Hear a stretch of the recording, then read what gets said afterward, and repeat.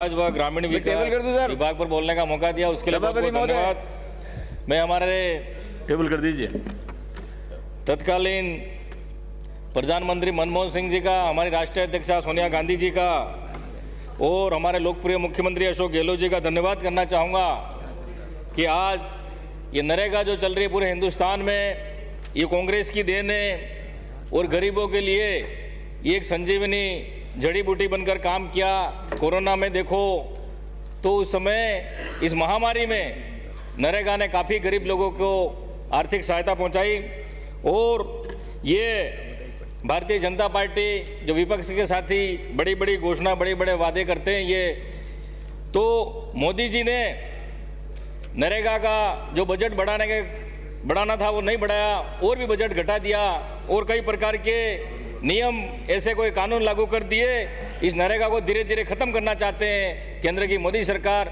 मैं इसका पुरजोर से विरोध करता हूं और मैं सभापति महोदय जी आपके माध्यम से मैं मांग करना चाहूँगा कि पीएम आवास से जो वंचित लोग हैं उनको वापस सर्वे कराई जाए और बचे हुए लोग हैं उनको उस सूची में नाम जोड़ा जाए। ऐसे ऊपरगांव ग्राम पंचायत है, ऐसे बेहड़ा पंचायत है, ऐसी कई पंचायतें हैं जिनका पीएम आवास सूची में नाम नहीं है। मैं माननीय मंत्री महोदय जी से मैं निवेदन करना चाहूँगा कि ऐसे जो पात्र लोग हैं उनके नाम छूट गए तो उनके उसमें वापस जुड़ाएं।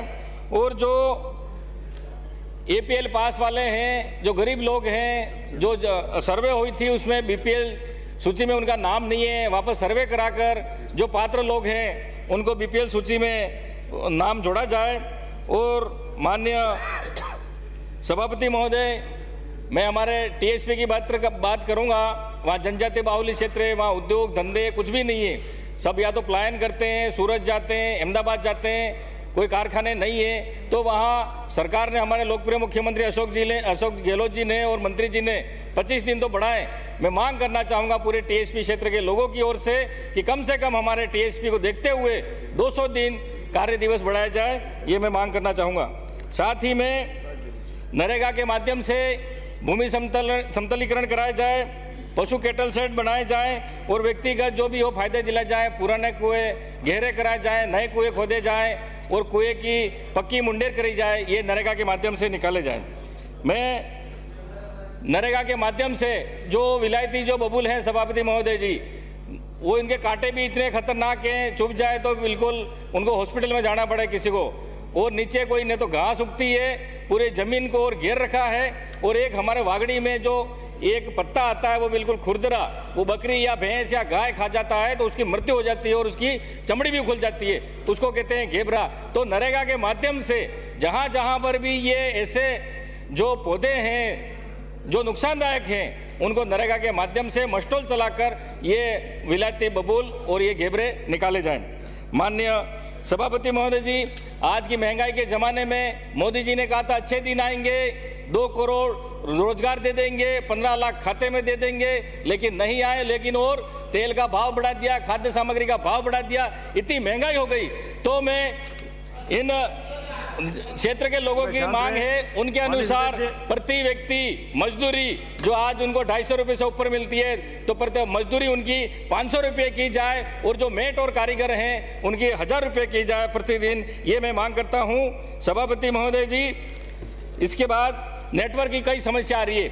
हमारे जो पहाड़ी इलाका है, जंगल एरिया है, नालों वाला है, तो कहीं तो नेटवर्क पकड़ता है, कभी कहीं नेटवर्क नहीं पकड़ता है। मेरे खुद के घर में मेरा खुद का ही मोबाइल नहीं पकड़ता है तो वहाँ ऑनलाइन हाजिरी में दिक्कत आ रही है। तो कहीं नहीं पकड़ता है वहाँ ऑफलाइन ऐसी कोई मंत्री जी व्यवस्था करें जहाँ पर हाजिरी नहीं भरे, लोग रोज जा के वापस जाते हैं। तो 25 दिन जो सरकार ने बढ़ाए उनके 100 दिन भी नहीं हो पा रहे हैं, तो ऐसी कोई सुविधा करें तो उनके मजदूरी मिल सके। मैं सभापति महोदय जी, जो सरपंच, पंचायत समिति सदस्य, जिला परिषद सदस्य, प्रधान और जिला प्रमुख, ये इनकी मांग है कि इनका वेतन और भत्ता बढ़ाया जाए। ये पूरे राजस्थान की मांग है और इन जनप्रतिनिधियों की मांग है। सभापति महोदय, आज जो स्कूलें हैं, सरकारी भवन हैं, जैसे पंचायत है, पीएचसी है, सीएचसी है, इनमें 4 दीवारी नहीं है और लोग अतिक्रमण कर रहे हैं, बाढ़ कर रहे हैं या कोई न कोई परकोटा कर रहे हैं। तो नरेगा का माध्यम से 60-40 जो भी रेशो है तो जिसकी 4 दीवारी नहीं है सरकारी भवन की, तो 4 दीवारी निकाली जाए। मैं ये माननीय मंत्री महोदय जी से मैं मांग करूंगा।